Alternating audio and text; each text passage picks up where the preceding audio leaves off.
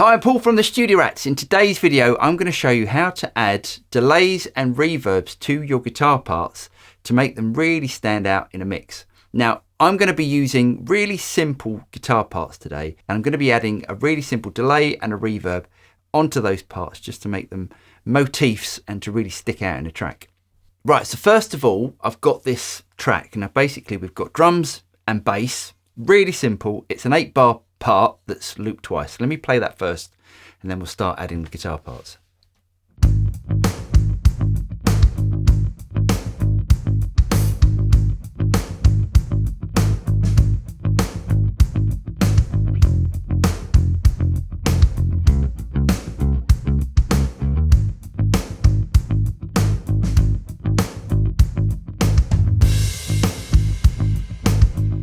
It's a real simple bass part and a real simple drum part. So what I want to do to this is to add a simple guitar part and make it really fit in the mix. And we can do that by using delay and reverb.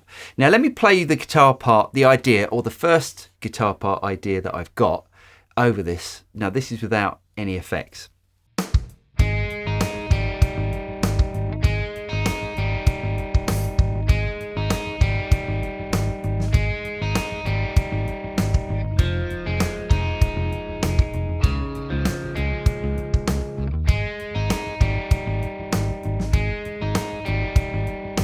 It's a real simple guitar part and it fits over the track, but it doesn't really fit in a mix, and it's not really that inspiring. It's not inspiring to play to, and it's not inspiring to listen to.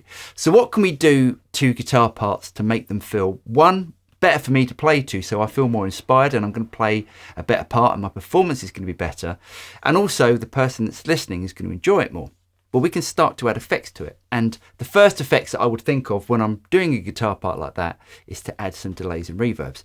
So let's start with the reverb and then we'll move on to the delays afterwards. So what is reverb? Well, reverb is a way of us adding, in this case, some artificial space to the track to make it sound like it's been recorded in a bigger space than it has. Now, at the moment, I've got the guitar plugged into my Axe effects and all the effects are off. So as you heard earlier, the sounds like this.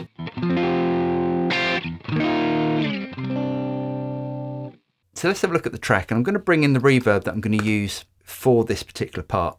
I'm going to be using Pure Plate, which is a universal audio plugin. You don't have to use this at all. You can bring up any reverb you want, and they're all going to do roughly the same sort of job. Now, before I start using this reverb, let me just explain some of the controls that you get on more or less every single reverb. Probably the most common control that you're going to get on any reverb device is going to be reverb time. Now, this basically determines the length of the reverb. You can almost think of it as the size of the room or of the distance you are away from the source to when it hits your ears. At the moment, we're on about 3 seconds and it sounds like this.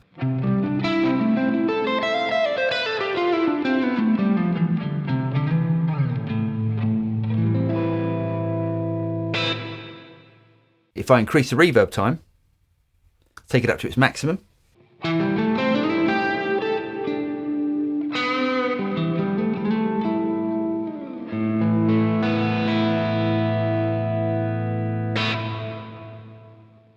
the next control you're going to get is pre-delay. I'm going to explain this a little bit later on when I'm setting up the reverb for this particular track.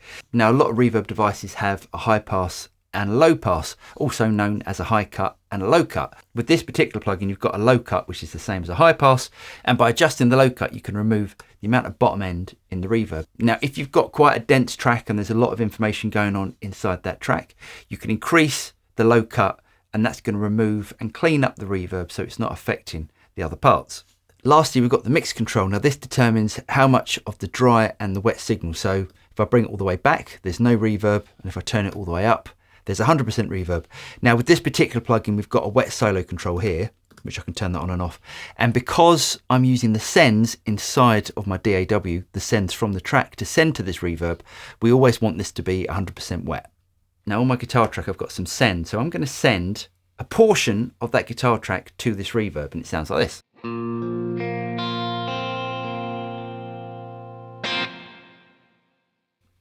So let me just play that with it off. And let's bring it in.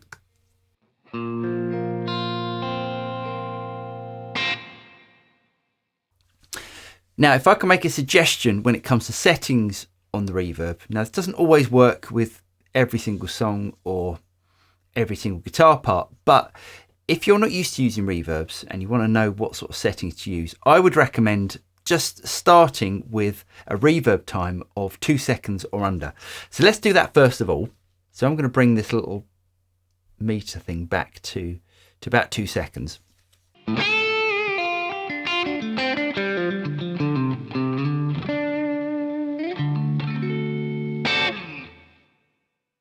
And just for this part, I'm going to bring the pre-delay up just a little bit as well. By changing the pre-delay, you can have the initial transient of your guitar coming through before the reverb comes in. So for instance, if I play a note, you can hear that the initial transient is not affected by the reverb and the reverb comes afterwards.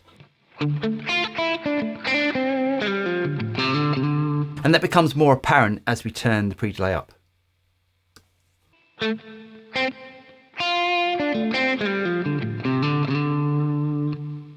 Let's bring it back to about 50 milliseconds. So what I'm doing with this reverb, as I said, is to add some space around the guitar part to make it feel like it's recorded in a large room. So now let's play that same guitar part with the reverb added.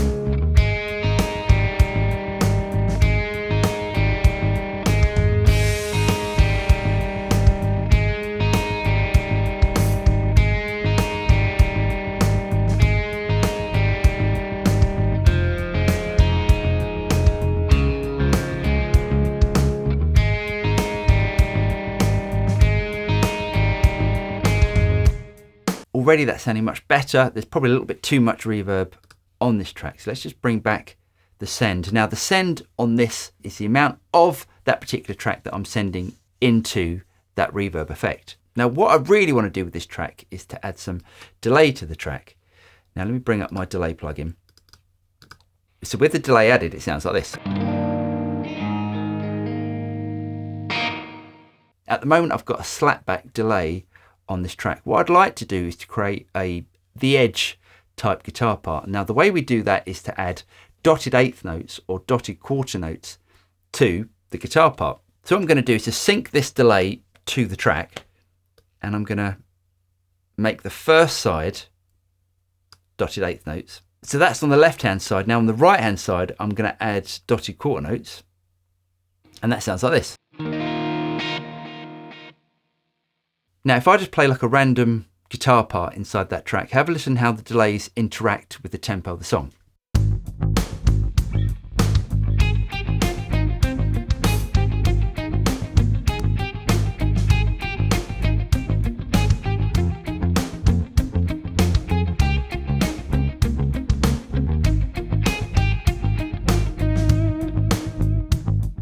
So we've got these nice sort of bouncing, big sort of stereo delay parts in the track. Now, because at the moment there's only bass guitar and drums in this track, we can use much bigger effects than if we started layering up loads and loads of guitar parts.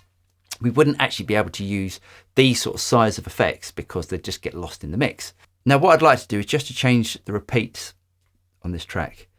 Now, you sometimes see this as feedback. Now, I'm just going to add just under 6 seconds worth of repeats. Now, as you can hear, when I play my initial chord,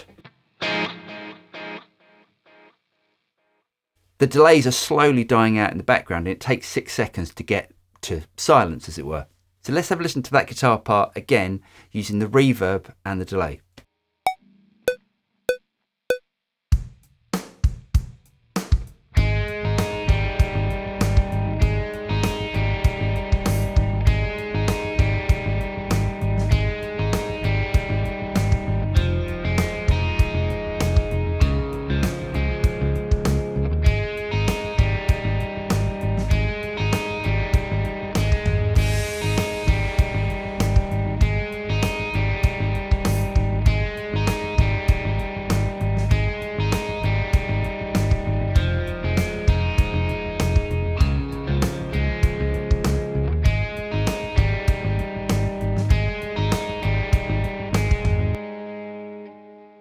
I'm only playing a few notes on here and already that guitar part is really filling out the track. Now what we can do with this particular delay is to add some modulation to the delays.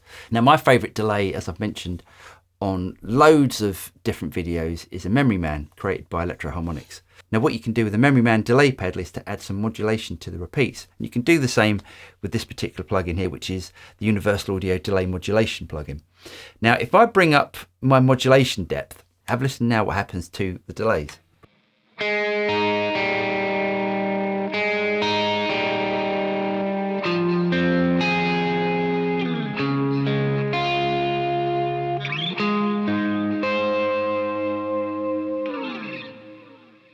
So we're adding some subtle chorus to the repeats of the delay. And let's have a listen to how that sounds in the track.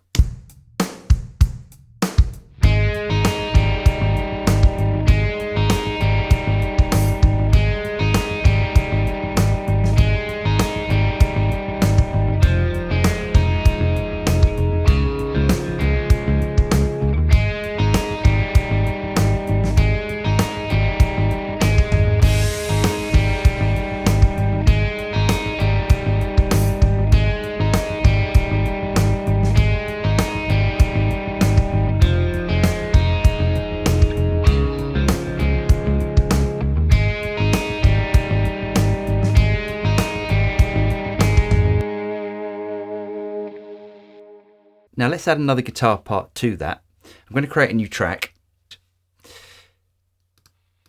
Now what I'd like to do with this track, if I bring back the original track in volume just a little bit, I'm going to pan the original track slightly more over to the left, and I'm going to pan the new guitar part slightly more over to the right. I just want to create a bit of separation.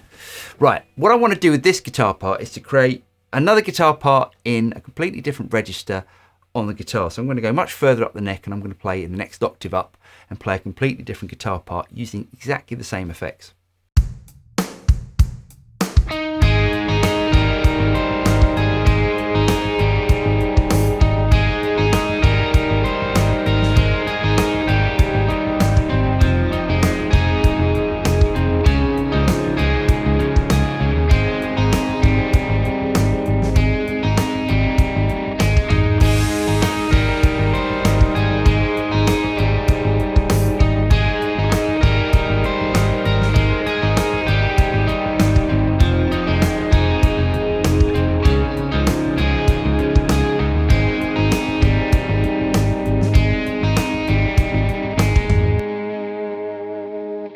All of these guitar parts are incredibly simple guitar parts, and just by adding a simple delay and a reverb you can really just enhance those really simple guitar parts to make them sound like hooks or motifs, whatever you want to call them, in a track, and to really make your track stand out. Anyway, I really hope you guys got something out of that. If you did get something out of it, don't forget to like and subscribe, click on the bell button, and to be notified of any future video that comes out from the Studio Rats. I'm Paul, and I'll see you next time. Cheers.